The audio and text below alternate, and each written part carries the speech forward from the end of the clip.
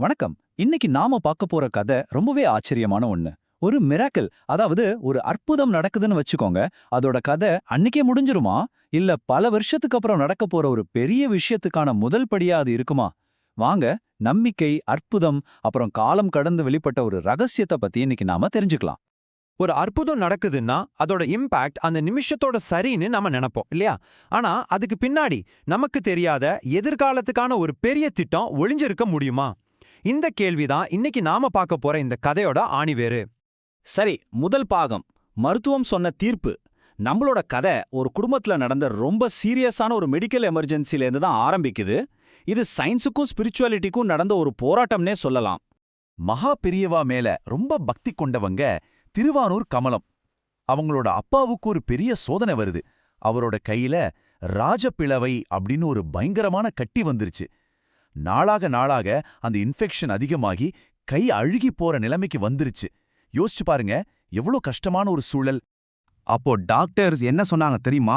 அவங்களோட தீர்ப்பு ஒரு இடி மாதிரி இறங்குச்சு. உடனடியா கையை எடுத்தே ஆகணும், வேற வழியே இல்ல அப்படின்னு ரொம்ப கராரா சொல்லிட்டாங்க. இப்போ கமலம் ஒரு பெரிய குழப்பத்துல இருக்காங்க. ஒரு பக்கம் உயிரை காப்பாத்தணும்னா கைய வெட்டணும்னு சொல்ற மாடர்ன் மெடிசன், இன்னொரு பக்கம் அவங்க முழுசா நம்புற மகா பெரியாவா. அறிவியல் சொல்றத கேக்குறதா இல்ல தன்னோட ஆழமான நம்பிக்கையை நம்புறதா? ரொம்பவே கஷ்டமான ஒரு முடிவு இல்லையா? சரி, அடுத்த கட்டம், மகானின் மாமருந்து. கமலம் மெடிக்கல் அட்வைஸை மீறி ஆன்மீக உதவியை தேடி போறாங்க. அங்க என்ன நடந்துச்சுன்னு பார்க்கலாம். ஹாஸ்பிட்டல்ல இருந்து நேரா காஞ்சிபுரத்துக்கு போறாங்க கமலம். பெரியவா முன்னாடி நின்னு தான் கஷ்டத்தை எல்லாம் சொல்றாங்க. கொஞ்ச நேரம் அமைதியா இருந்த பெரியவா மெதுவா கேக்குறாரு, எந்த கை அப்படின்னு. அப்புறம் கொஞ்சம் விபூதியை கையில கொடுத்து, ஆபரேஷன்லாம் ஒன்றும் வேண்டாம், இதை மட்டும் டெய்லி தடவை சொல்லுன்னு சொல்றாரு. அவ்வளோதான். இதை எடுத்துக்கிட்டு கமலம் திரும்பவும் டாக்டர் கிட்ட வராங்க. விஷயத்த சொன்னதும் அவருக்கு பயங்கர கோவம்.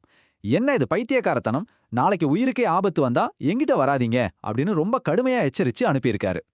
ஆனா பாருங்க, டாக்டரோட அந்த கோவமோ எச்சரிக்கையோ கமலத்தை கொஞ்சம் கூட அசைக்கல. அவங்க சரணடைஞ்சது ஒரு பெரிய சக்தி மேல. அந்த நம்பிக்கை ரொம்ப முழுமையானது. ஒவ்வொரு நாளும் முழு நம்பிக்கையோட அந்த விபூதிய மருந்து அவங்க அப்பாவுக்கு பூசிட்டு வராங்க. கொஞ்ச மாசம் போச்சு. அங்கதான் அந்த மிராக்கிள் நடந்துச்சு. மெடிக்கல் உலகமே ஆச்சரியப்படுற மாதிரி அழுகிப்போன அந்த கை கொஞ்சம் கொஞ்சமா குணமாகி முழுசா சரியாயிடுச்சு. எந்த கை எடுக்கணும்னு சொன்னாங்களோ அதே கையால அவங்க அப்பா திரும்பவும் அந்த மகானை கும்பிட்டாரு. என்ன ஒரு அற்புதம்! ஆனா கதை இதோட முடியல. இப்போ நாம காலத்துல பல வருஷம் முன்னாடி போக போறோம். அங்க முதல் சம்பவத்தோட சம்பந்தமே இல்லாத மாதிரி ஒரு புது கோரிக்கை வருது. பல வருஷங்கள் ஓடிப்போச்சு. அந்த அற்புதம் நடந்து ரொம்ப காலம் ஆகிச்சு. இப்போ கமலத்தோட அப்பாக்கு ரொம்ப வயசாயிடுச்சு. வயசானதுனால அவர் கோமா ஸ்டேஜுக்கு போயிட்டாரு. சுயநினைவு இல்லாம படுத்திருக்காரு. அந்த நேரத்துல கமலத்தோட அம்மாவுக்கு ஒரு ஆசை வருது, தன் கணவருக்கு சந்நியாசம் கொடுக்கணும்னு. சோ பெரியவா கிட்ட பர்மிஷன் வாங்கிட்டு வர சொல்லி கமலத்தை மறுபடியும் காஞ்சிபுரத்துக்கு அனுப்புறாங்க. இப்போதான் நம்ம கதையோட கிளைமேக்ஸுக்கே வரோம். பல வருஷத்துக்கு முன்னாடி நடந்த அந்த அற்புதத்தோட உண்மையான காரணம் இப்போதான் வெளிப்பட போகுது. கமலம் சந்நியாசத்துக்காக அனுமதி கேக்குறாங்க. அப்போ எல்லாம் தெரிஞ்ச அந்த மகான் கமலம் கிட்டத்தட்ட மறந்தே போன ஒரு பழைய சம்பவத்தை ஞாபகப்படுத்துறாரு. முன்னாடி ஒரு தடவை உங்க அப்பா கையை ஆபரேஷன் பண்ணணும்னு சொன்னியே, ஞாபகம் இருக்கா? இந்த கேள்வியை கேட்டதும் கமலம் ஒரு நிமிஷம் ஆடி போயிட்டாங்க. இங்க பாருங்க, இந்த ரெண்டு சம்பவத்துக்கும் நடுவுல பல வருஷ கேப். ஒன்னு பல வருஷத்துக்கு முன்னாடி கைய காப்பாத்துனது, இன்னொன்னு இப்போ சந்நியாசத்துக்காக கேக்குறது. இது ரெண்டுக்கும் என்ன சம்பந்தம் இருக்க முடியும்? யோசிச்சு பாருங்க. அப்பதான் அந்த தெய்வீக ரகசியம் உடையுது. பெரியவா சொல்றாரு, நான் ஏன் அதை கேட்டேன்னா, சந்நியாசம் வாங்கிக்கிறவங்களுக்கு உடம்புல எந்த அங்கஹீனமோ, அதாவது எந்த குறைபாடும் இருக்கக்கூடாது. அதுக்காகத்தான் அன்னைக்கு அந்த கை காப்பாத்தப்பட்டது. அந்த ஒரு நிமிஷத்துல கமலத்துக்கு எல்லாம் புரிஞ்சிடுச்சு. அவங்க கண்ணிலிருந்து கண்ணீர் தாரதாரையா கொட்டுது.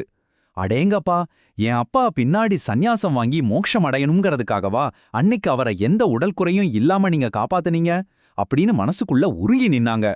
சரி, அந்த தெய்வீக திட்டம் எப்படி முழுசா நிறைவேறுச்சுன்னு பாப்போம். பெரியவா பர்மிஷன் கொடுத்ததும் மிராக்கிள்ஸ் தொடருது. கோமாவுல இருந்த அப்பா கண்ணை முழிக்கிறாரு, சுயநினைவோட சந்நியாசத்தை ஏத்துக்கிறாரு. அப்புறம் ரொம்ப நிம்மதியா முக்தி அடைகிறாரு. பாத்தீங்களா, பல வருஷத்துக்கு முன்னாடி ஆரம்பிச்ச ஒரு தெய்வீக திட்டம் எவ்வளவு கச்சிதமா முடிஞ்சிருக்கு.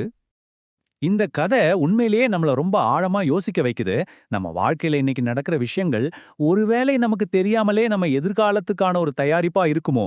சில அற்புதங்களுக்கு பின்னாடி இருக்கிற உண்மையான நோக்கம் காலம் கடந்துதான் நமக்கு புரியும் போல. இந்த சிந்தனையோட இன்னைக்கு இந்த விளக்கத்தை முடிச்சுக்கலாம். நன்றி.